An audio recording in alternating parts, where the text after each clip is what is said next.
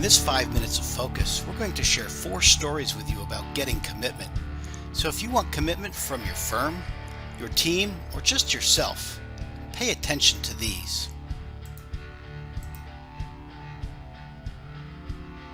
In 1519, Spanish conquistador Hernando Cortés landed in Mexico on the shores of the Yucatan. He had one sole objective: seize the great treasures known to be there by the Aztecs. The commitment story is, how could a small band of Spanish soldiers arrive and overthrow a large and powerful Aztec empire? For Cortés, the answer was easy. It was all or nothing. He took away the option of failure by using the mantra, "burn the ships," and they literally burnt the ships. His rallying cry was just that: if we are going home, we're going home in their ships. Cortés used fear and a lack of optionality to create success from his soldiers. We, however, think there may be 3 other options you might want to consider.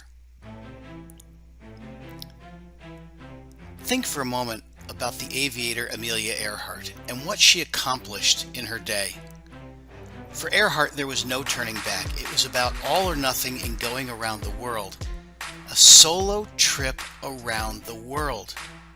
But what was interesting for Amelia Earhart was she had a vision of what she could do, what she could accomplish, and what she could become as a great aviator. It wasn't about fear, it was about accomplishment. Benjamin Banneker. He was an innovator, a naturalist, mathematician, astronomer, and oh, by the way, an author of the almanac in the 1700s. He had little or no formal education and was largely self-taught. The way he motivated himself was through his intense sense of curiosity, generosity, and appreciation.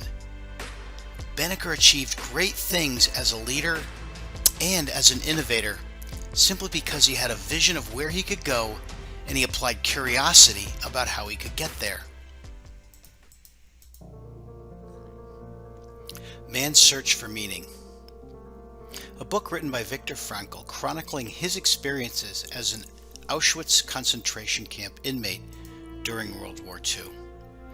Frankl talked about his ability to stay alive in the camp when others around him perished. He knew that death was a real possibility for him. However, he overcame those fears by setting forth a vision of the future, a vision that he would want to live for, that he would want to aspire to. He writes beautifully about his ability to stay alive when others around him did not, largely because he was able to create a positive outcome of the future in his mind. He was a realist, however. He used that stark reality to help him create the vision that he would later become.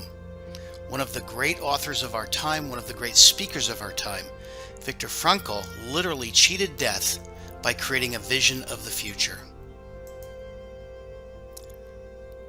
All 3 of these stories have several things in common. 1, they created a vision of what could be. 2, they used the skill of appreciative inquiry, what they have and what they could use going forward, rather than what they didn't have. And finally, curiosity.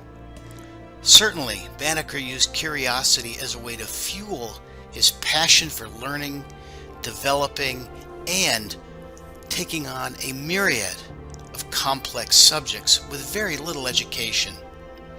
All 3 of these special individuals teach us that we don't have to necessarily lead through fear and a lack of option. We can use what we have to lead through hope and a vision. If you want commitment, there's no need to burn the ships if you create a compelling reason enough not to. Thanks for listening. If you've enjoyed this version, please come to our YouTube site and sign up.